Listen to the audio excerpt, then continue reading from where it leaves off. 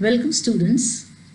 I'm Dr. Sonu Shiva, Associate Professor, Department of English, Government Dungar College, Bikaner. This session is for MA Previous English Literature students. You have English Language and Documentation as your first paper, and in Unit 3, the topics that you're going to study are related to phonetics. In my earlier presentation, where I've talked about speech mechanism, I've talked about active and passive articulators. We also dealt with the detailed diagram of tongue, of glottis, and we know that it's pulmonic aggressive airstream mechanism that is used while pronouncing English. Now, the phonetic transcription which I'm going to use in my presentation is from Advanced Learners Dictionary. I'll be following those phonetic transcriptions. This session is on vowels and diphthongs. Definition of the vowel. What is a vowel and how many vowels are there? Up till now, students who have not been exposed to phonetics, they usually say that there are 5 vowels in English, A, E, I, O, U. But when we look at this thing phonetically, we know that there are 12 pure vowels in English. According to the phonetic definition, a vowel is a sound such as English, A or O, produced with open vocal tract. When I say open vocal tract, it means there is no active articulator which is modulating or restricting the air which is coming out of the mouth. This is the basic difference between vowel and a consonant. Vowel are pronounced with an open vocal tract. That means when we say A, E, U, there is only the movement of the lips that is affecting whether the vowel is rounded or unrounded. Other than that, there is no restriction, no modulation of any active articulator. And we also know that all the vowels in English are voiced, because when we speak, when we pronounce vowels, the vocal cords over here vibrate. So it is pronounced with open vocal tract. That means the air escapes along the middle of the tongue, and this airflow escapes through the mouth. It is frictionless, so no friction is created. Just as when we speak consonants like ch, j, z, s, all these have some sort of a friction or some sort of an obstruction involved. But when we pronounce a vowel or when we speak vowel sound, there is no friction and it is a consonant sound. So these are 12 pure vowels of English, and as I said, I'm following Advanced Learners Dictionary's transcription. So these are the symbols, the phonetic symbols of each vowel. The dots that you see, the 2 dots that you see behind, the 2 dots you see near these phonetic symbols, these are called as diacritics. That means that elongated sound. This is small e as in e, but when a diacritic is added, that means it becomes a longer e as in e, sheep and ship. So there are 5 sounds with this diacritic.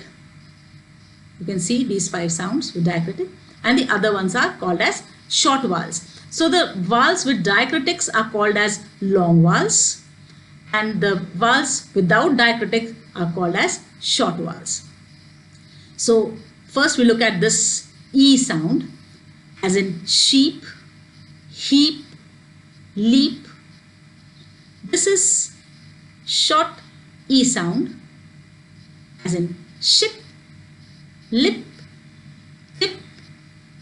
This is U sound, smaller U as in good, look. This is longer U as in shoot, loot. This is a sound, as in bed, said, led. This sound and this sound are nearly the same, but the difference is of opening of the mouth. This is a and this is a. You can remember this symbol by the word apple. This sound is an apple sound. Apple starts with this sound, a, as in cat, apple. And when you say bed, it is a and a. There is no sound like a. This is a and a sound. This sound and this sound and this sound. These three sounds, they are all sounds. This is the shorter one.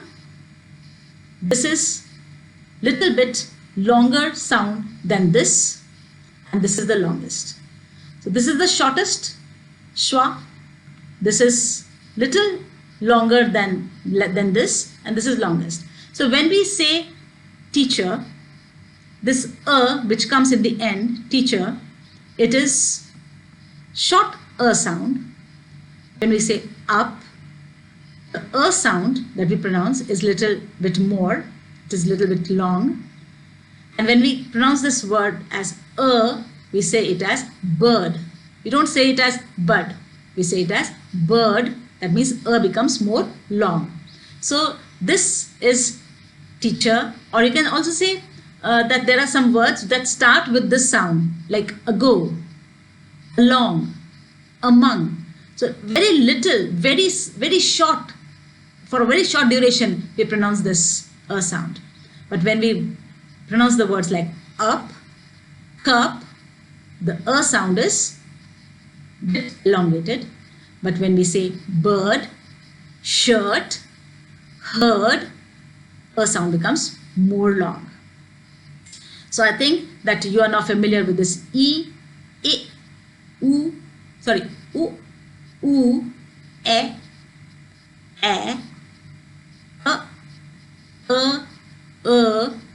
Now this is o, longer o. This is short o. This is on. This is door, floor. This is on.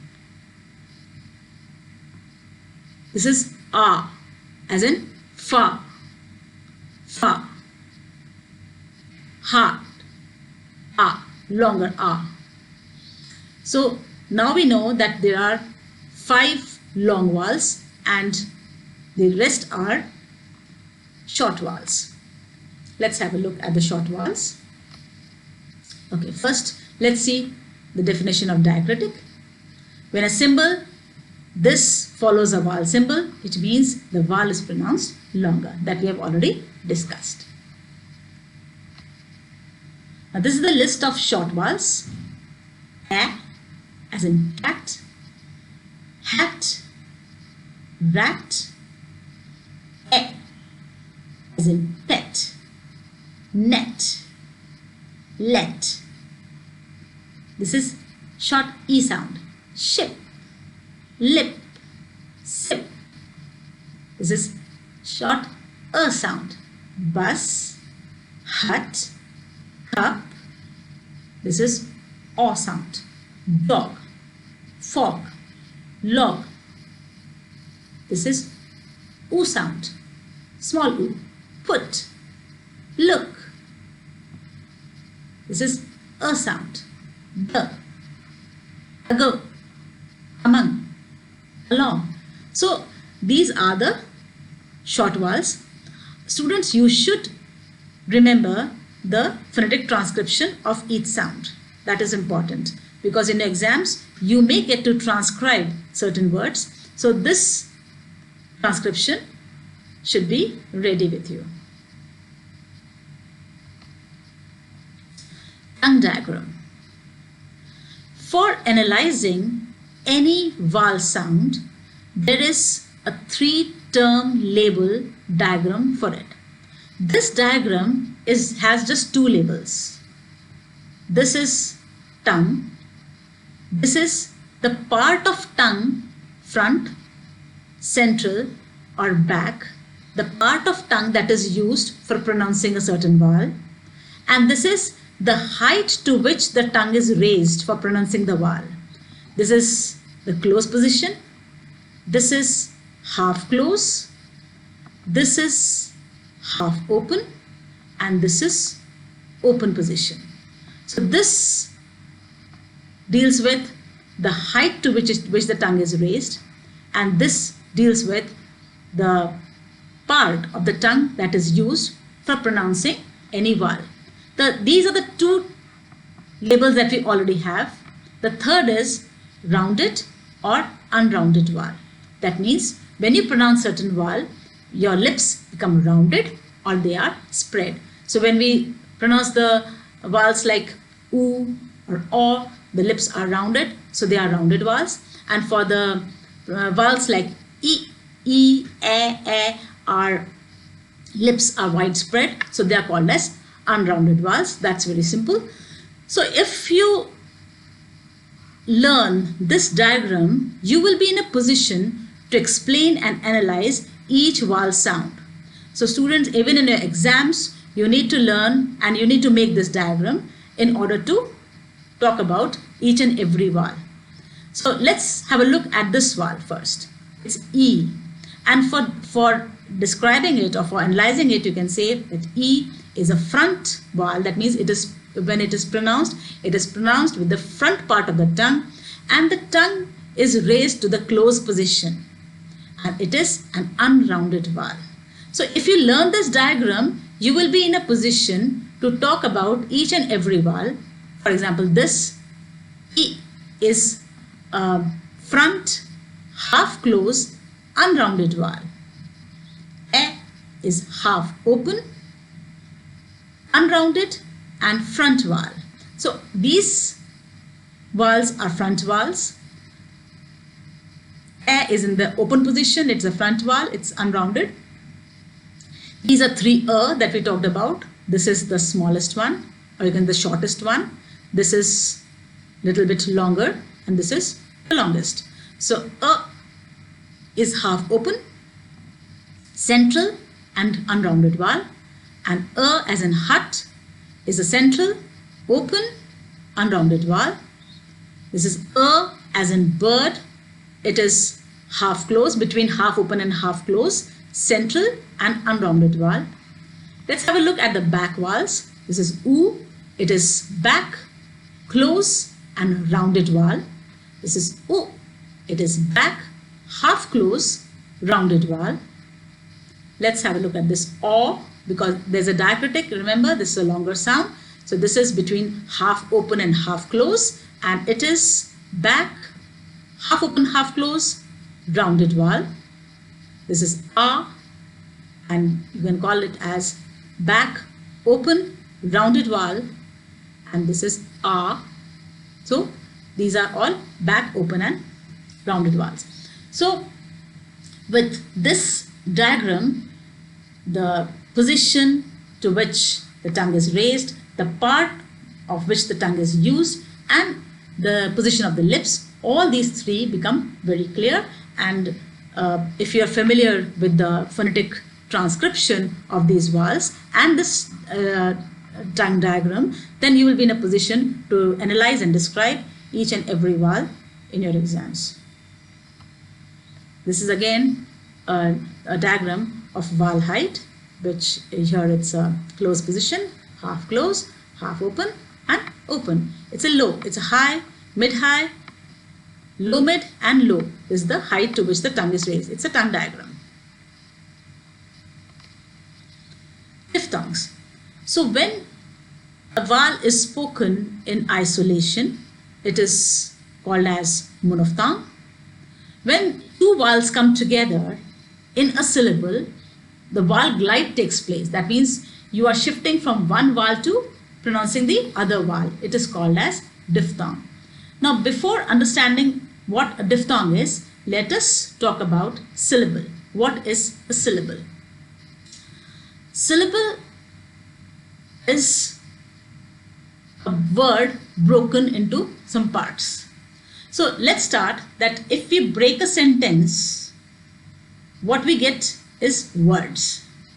If we break a word, what we get is syllables. If we break a syllable, what we get is sounds. So we are familiar with sounds, vowel sounds, consonant sounds. We know what a word is. We also know what a sentence is. Then how do we estimate that how many syllables are there in a word? The answer is simple. Number of vowels in every word, in each word, decide the number of syllables. For example, a word like teacher, teacher has 2 syllables because it has 2 vowel sounds, E and A. Teacher.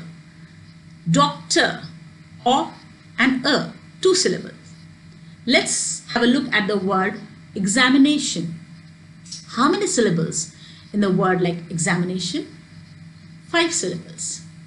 Ig, E, za, a, mi, e, ne, a, shin, a. So there are 5 vowels involved in this, and these 5, because of these 5 vowels in it, there are 5 syllables in a word examination. Now diphthongs are, you can say, cluster or clubbing of 2 vowels together. Now when these diphthongs come in a word, they are not considered as part of different syllables. Though they are 2 vowels, but they are considered as part of single syllable system. So the word diphthong comes from Greek and means 2 voices or 2 sounds. In phonetics, a diphthong is a vowel in which there is a noticeable sound change within the same syllable. So you are going to see a vowel glide which is happening in the same syllable. A single or simple vowel is known as monophthong, and 2 vowels together are known as diphthongs. So diphthongs literally mean they mean double sound or double tone, also known as gliding vowel. That means like 2 vowels are adjacent to each other, and then we are shifting from one vowel sound to another vowel sound. So there are 8 diphthongs in English. Soon we'll be noticing that. These are diphthongs, 8 diphthongs. See. And they, remember, diphthongs belong to same syllable. A. There's sound A and E. They're put together as an A. So this word is pronounced as take, not take. It is pronounced as take, and it has diphthong A in that. This is I, as in buy. A as in take, cake, lake. I as in buy, nigh, lie, oi. This is pronounced as oi, as in boy, toy. This is ear, ear, as in fear, near. This is air. This sound is a and a. They combine together as air, as in care, rare, fair. This is o, as in go, no. You don't have to overdo this like go and no. You can do it in a very subtle way. Go, no. This is ua, as in poor, poor, sure. This is ow, as in cow, now, how. So these are vowel glides where you can see 2 vowels coming together, and these are all single syllable words. So these diphthongs, they are not considered as belonging to different syllable, as if you can divide like te and ache. Take, it's single syllable. They are not 2 syllables. So diphthongs happen in single syllables. Just as we did with the vowel sounds, so we can learn this table of diphthong or vowel glide. Here you can see that how This is a tongue diagram. This is front of the tongue. This is central of the tongue. And this is back of the tongue. This is the position of the tongue, or you can say the area of the tongue that is used. This is the height to which the tongue is raised. This is closed position, half close, half open, and open. And if we describe or if we analyze these diphthongs, we can say, for example, that A, diphthong A, is a glide from the front half open position to central front close position. This way, by marking close, half open and open, like ear, it is moving from front half open position to front half close position. So, and look at this diphthong I. It is moving from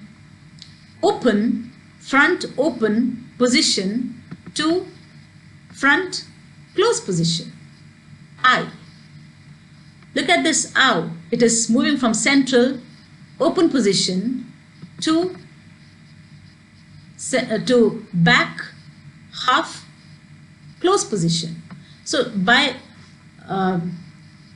learning these glides, you can describe, you can analyze each and every diphthong sound. So this tongue diagram also helps you, like in one place you can remember all the diphthongs together. And remember to make this diagram in your exams too. Now let's have a look at triphthongs. Though you don't have triphthongs in your course, but still we should discuss triphthongs when we are discussing diphthongs, because very rarely they happen. The nucleus of a single syllable may contain 3 vowel sounds and that quickly glide together. These sounds are called as triphthongs. So in a monophthong, there is 1 vowel sounds in one syllable. I'm not talking about word, I'm talking about syllable.